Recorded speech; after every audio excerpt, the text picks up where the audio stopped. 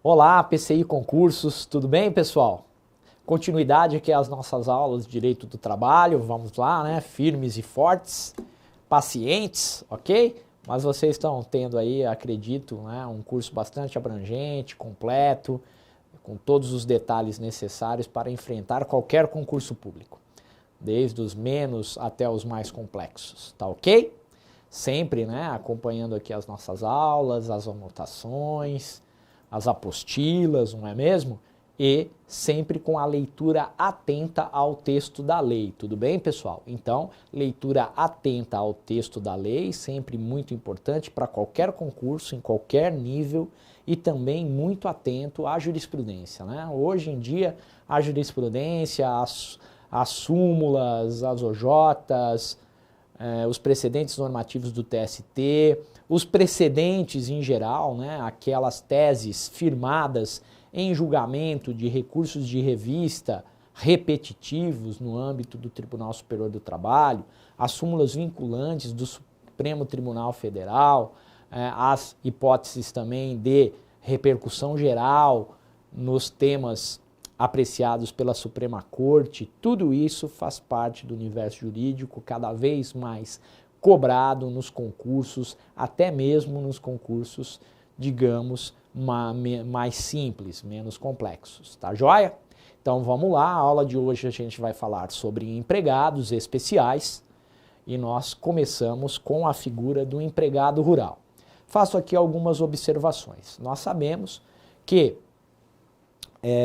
o Brasil, na sua história, foi um país agrário e muito tardiamente passou a característica de uma nação urbana, né? A migração do campo para as grandes cidades é um fenômeno ali do século XX, de 1900 começo do século XX, na verdade, né, para grandes cidades, São Paulo, Rio de Janeiro, Salvador, mas a gente sabe que realmente a virada da mesa se deu ali na época do governo de Getúlio Vargas, ok?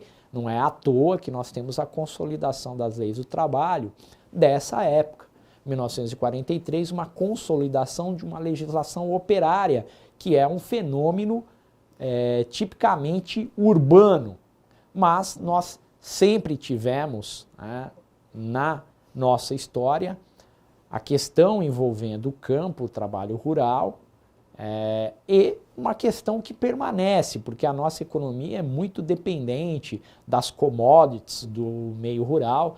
Nós sabemos que somos uma potência agrícola no planeta, né? O nosso país pode se orgulhar, nós temos tantas coisas para nos envergonhar, mas nós podemos nos orgulhar da nossa produção agrícola e da importância estratégica no que diz respeito à segurança alimentar no mundo inteiro.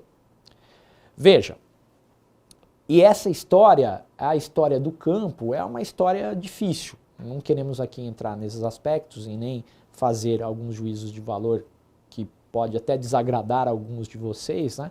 Mas nós temos objetivamente, nós temos a escravidão que está no nosso retrovisor, nós temos por conta desse período histórico, por conta da informalidade no campo, o trabalhador rural ele sempre teve muitas dificuldades.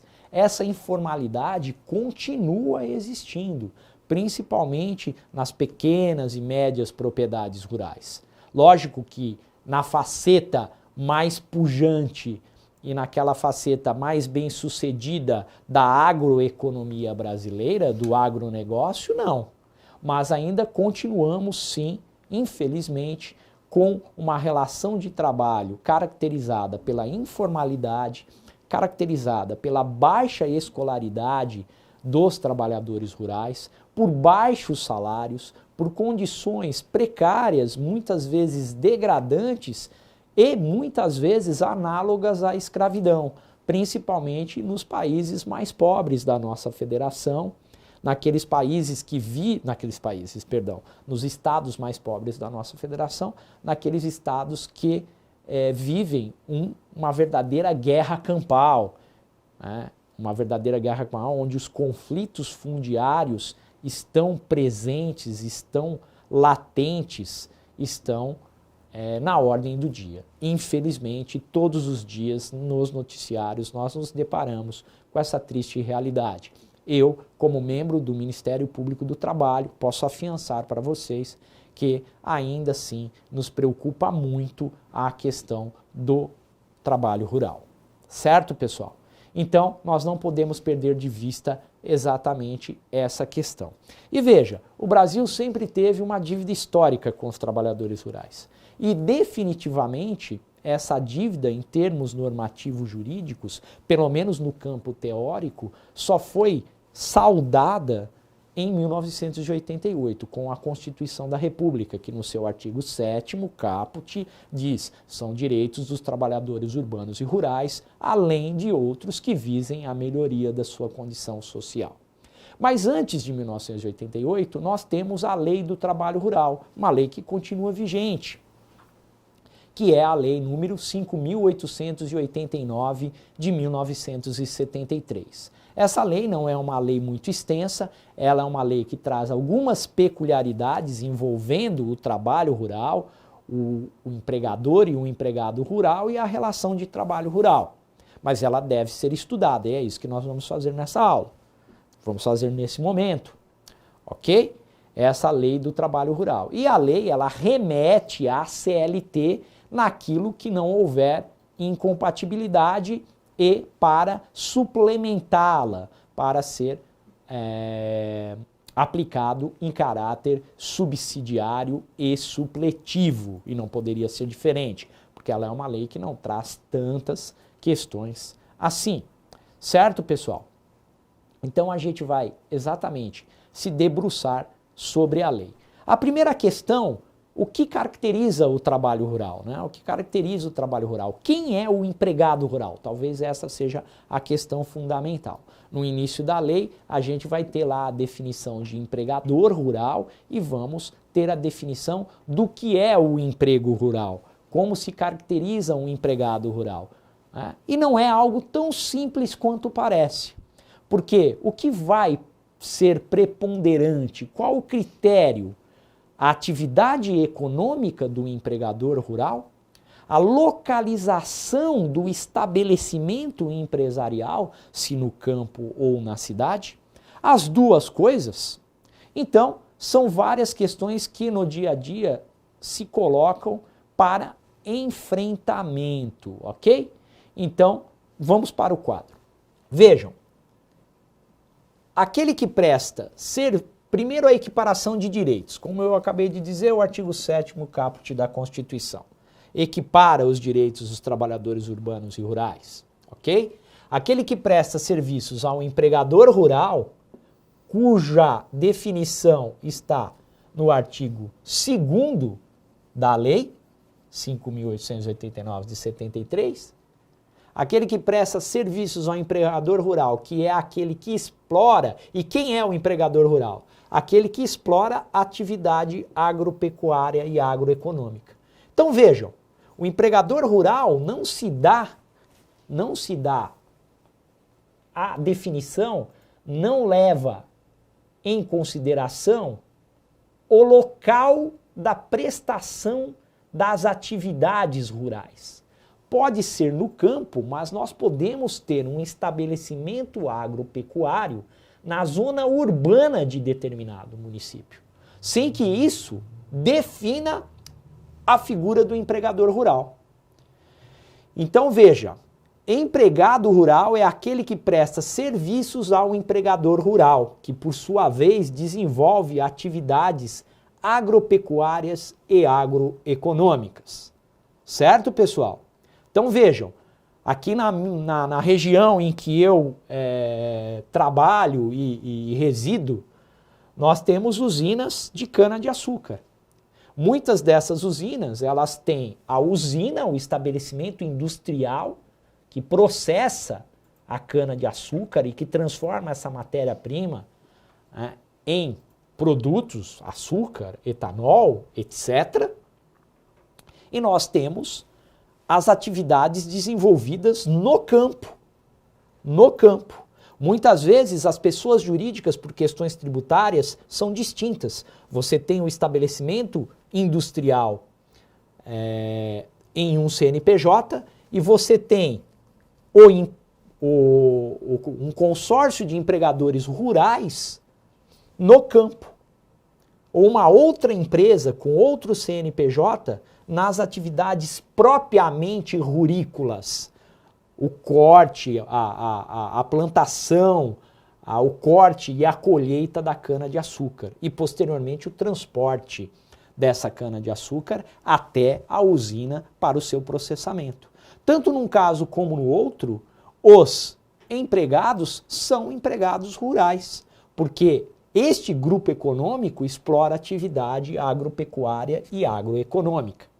Ok? Interessante da lei, e isso é importante porque é a típica questão que os examinadores adoram nos concursos, nas provas objetivas, é que a exploração do turismo rural se enquadra como atividade rural. Então, aquele hotel fazenda, aquele hotel que oferece passeios a cavalo, propriedades no Pantanal, muitos hotéis luxuosos que exploram o turismo rural, são empregadores rurais. E os empregados são empregados rurais. Sobre a exploração do turismo rural, critério legal posto no artigo 3º, parágrafo 1º da Lei do Trabalho Rural. Algumas peculiaridades da lei, que é importante que você anote e que você saiba. Aviso prévio. O aviso prévio do empregado rural é diferente do aviso prévio da CLT para os trabalhadores urbanos, para os empregados urbanos. O aviso prévio, no caso de aviso prévio, haverá a redução de 1 dia por semana, aquele aviso prévio concedido pelo empregador. O empregado rural, 1 dia por semana, ele não trabalha para buscar outro emprego, certo? E o que diz a CLT para os... Nós vamos estudar, mas para os trabalhadores urbanos, para os empregados urbanos, que a redução é de 2 horas por dia ou de 1 semana. A escolha cabendo ao empregado. Ou ele fica 1 semana, 7 dias, sem trabalhar para buscar outro emprego, ou todos os dias ele sai 2 horas antes. Sua jornada contratual diária é diminuída em 2 horas. No caso do empregado rural, essa redução será de 1 dia por semana. Não há possibilidade, não há alternativa.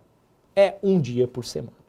Tudo bem, pessoal? A questão do intervalo. Que intervalo que a gente está falando? Está falando do intervalo intrajornada e do interjornada também. Intervalo intrajornada, que de acordo com a atual CLT, a reforma vai trazer, né, nós vamos aprender no momento oportuno, mas o intervalo intrajornada para repouso e alimentação é de no mínimo 1 hora e no máximo 2 horas, salvo acordo ou convenção coletiva de trabalho que estenda para além das 2 horas, ok? É o que diz o artigo 71 da CLT. No caso do trabalho rural, existe lá um preceito que diz, leiam a lei toda, que vai ser de acordo com usos e costumes da região. Mas cuidado, se disser assim, olha, mas na região o costume é 10 minutos de almoço, pode? Não, não pode. Prevalece o entendimento de deve ser de 1 hora. Mas há julgados que vão permitir, por exemplo, o fracionamento desse período mínimo de 1 hora. E por que tem que ser mínimo de 1 hora? Porque a lei remete para a CLT que traz um período mínimo e esse período mínimo é tido como norma de saúde e segurança trabalhista, que não pode ser flexibilizada em hipótese alguma. Inclusive, isso é entendimento jurisprudencial. Certo, pessoal? Então, intervalos, jornada de trabalho é norma de saúde e segurança. A reforma vai dizer que não é, mas a lei não pode transformar água em vinho. Trata-se de um preceito com todo o respeito, estapafúrdio e que não se sustenta. Teremos bons debates em relação a isso.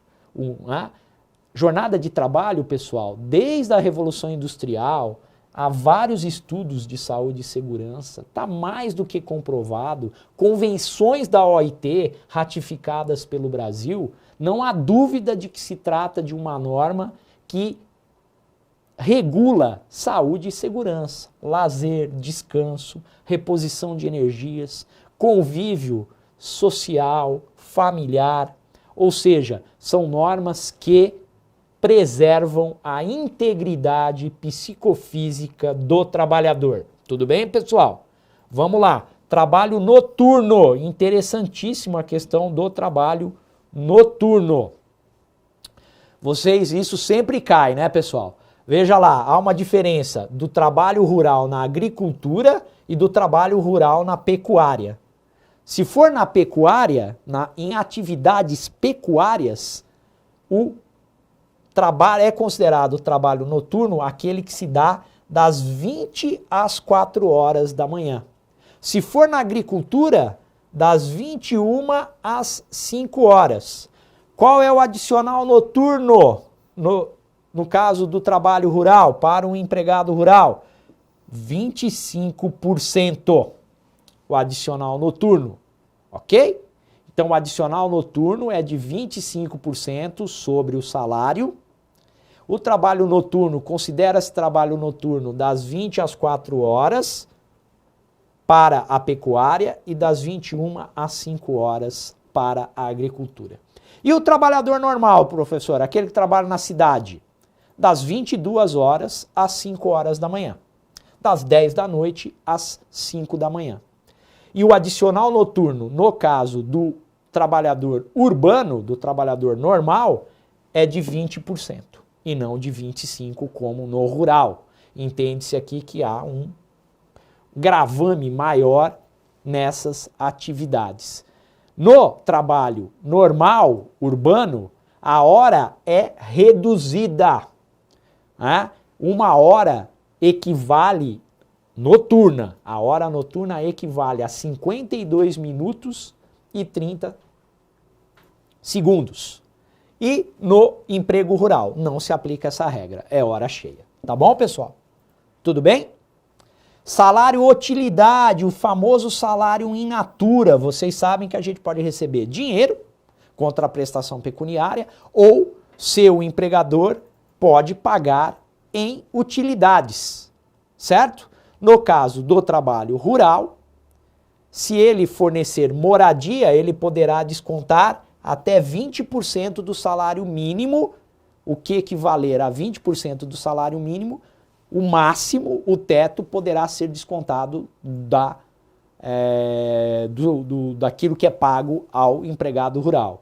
No caso da alimentação, se ele fornece alimentação gratuitamente, de forma contínua, que caracterize o salário in natura, o percentual a ser descontado do salário será de até 25%. E o salário utilidade para o trabalhador urbano, para o trabalhador normal? Inverte, pessoal. 25% para moradia e 20% para alimentação. Então tome cuidado com essas pegadinhas, certo? E a necessidade aqui de prévia autorização por parte do empregado. Tudo bem? Tudo bom? Vamos lá. E, mais uma vez, lembrem-se do contrato de trabalho temporário rural. Ok, pessoal?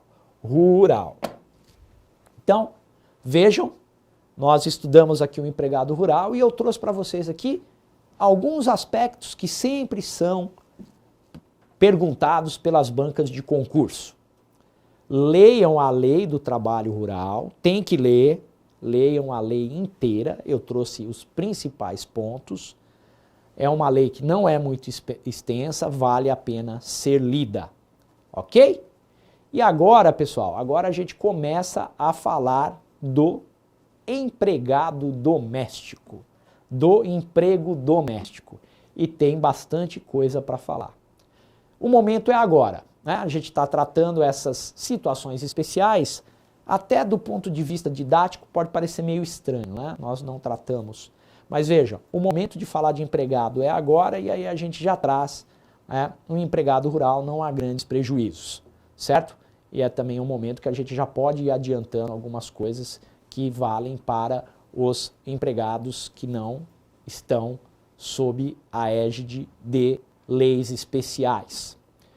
O emprego doméstico, pessoal, é outra evolução, né? Uma evolução demorou, mas chegou. Né? A gente hoje tem sim, né, um tratamento ao emprego doméstico muito mais justo, muito mais razoável do que tínhamos há pouco tempo, né? Do que tínhamos há bem pouco tempo.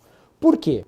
Porque nós temos no âmbito da OIT uma convenção internacional que trata do trabalho doméstico e o Brasil ratificou essa convenção internacional, de modo a haver, né, de modo que haja isonomia. Isonomia do ponto de vista substancial, não é a isonomia meramente formal. Porque o que nós tínhamos no regime anterior, até que vigorava até bem pouco tempo, até alguns anos, nós tínhamos alguns dos direitos elencados nos incisos do artigo 7º eram estendidos aos trabalhadores domésticos, aos empregados domésticos. Parágrafo único do artigo 7º da Constituição dizia lá, né, da equiparação de direitos, de parte dos direitos para os empregados domésticos. E nós tínhamos uma lei de trabalho doméstico de 1973, uma lei que realmente desatualizada, uma lei de certa forma preconceituosa do ponto de vista jurídico, uma lei com lacunas importantíssimas, a ponto de trazer várias discussões no âmbito do Poder Judiciário, a própria questão básica das horas extras a serem pagas aos empregados domésticos, possibilidades, né, de acordo de compensação de jornada, de banco de horas, várias questões que não encontravam uma resposta uniforme por parte da jurisprudência. E uma tendência em restringir direitos do empregado doméstico. Essa realidade ela se altera a partir da edição, da promulgação da emenda constitucional número 72 de 2013, até mesmo para atualizar o Brasil no plano de direito internacional, para que o Brasil pudesse honrar o seu compromisso, o compromisso assumido perante a Organização Internacional do Trabalho com a ratificação da convenção que trata do trabalho doméstico. Tudo bem? Então, é a emenda constitucional número 72 de 2013 que traz uma equiparação de direitos. Veja, não foram todos os direitos elencados no artigo 7º que foram estendidos aos empregados domésticos. Mas aqueles que ficaram de fora é que são incompatíveis com o regime de trabalho doméstico. Não há violação ao princípio da isonomia. Pelo contrário, é a aplicação do princípio da isonomia sob o prisma substancial, sobre o prisma tratar igualmente situações iguais e desigualmente aquelas que são desiguais. Tudo bem, pessoal? E qual a lei que veio a regulamentar a emenda constitucional número 72 de 2013? Porque a lei traz, né, essa equiparação, a emenda, perdão, constitucional traz a equiparação e a lei precisa regulamentar, esmiuçar, detalhar. É a lei complementar número 150 de 2015. Lei número 150 de 2015, tá bom, pessoal? Leiam a lei 150 de 2015. São muitos detalhes, são muitas questões que precisam ser memorizadas, certo?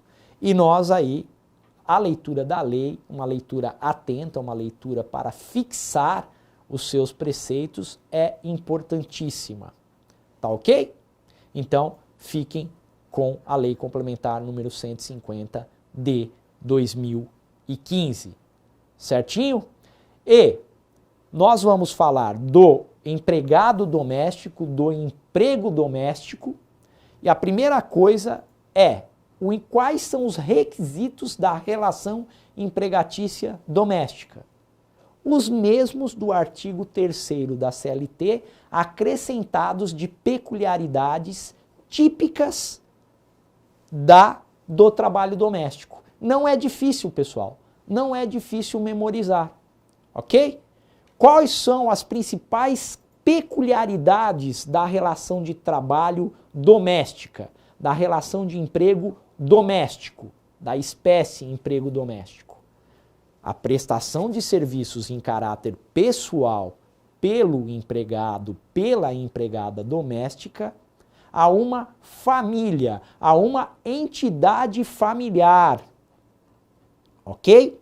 No âmbito residencial dessa família, no âmbito doméstico.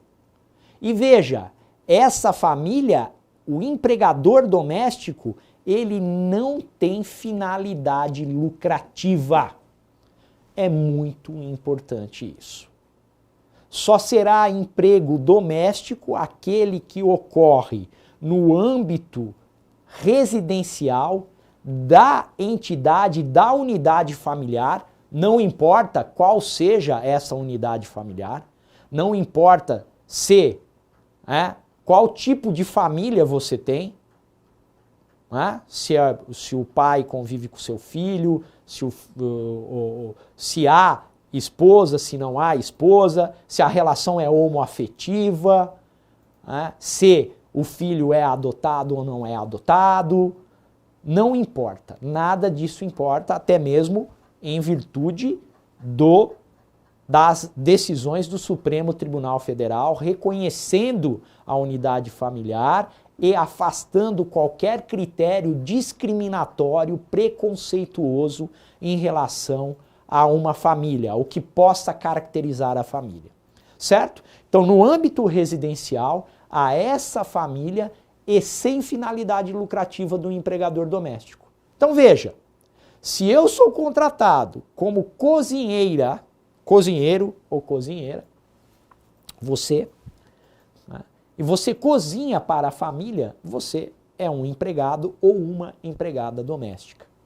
Se você é contratado você cozinha para a família, mas você também cozinha marmitex quentinhas para vender, ou seja, a família ganha dinheiro vendendo quentinha, não é mais emprego doméstico. Houve o desvirtuamento do emprego da relação empregatícia doméstica. Essa relação empregatícia é uma relação empregatícia comum. Ela não tem mais a característica de relação empregatícia doméstica. Entendido, pessoal? Tudo bem? Fiquemos com isso para encerrar essa aula, os nossos módulos aqui. Nossas aulas têm duração aproximada de 30 minutos. Nós continuamos com a mesma pegada, com a parte 2, que aqui a gente está estudando empregados especiais. Vamos colocar esse título para a nossa aula. Nós vimos aí a questão envolvendo o empregado rural. Iniciamos aqui a discussão sobre a relação empregatícia doméstica, sobre o empregado doméstico. Tudo bem, pessoal? Agradeço vocês estarem aqui conosco, PCI Concursos. Até a próxima. Um abraço.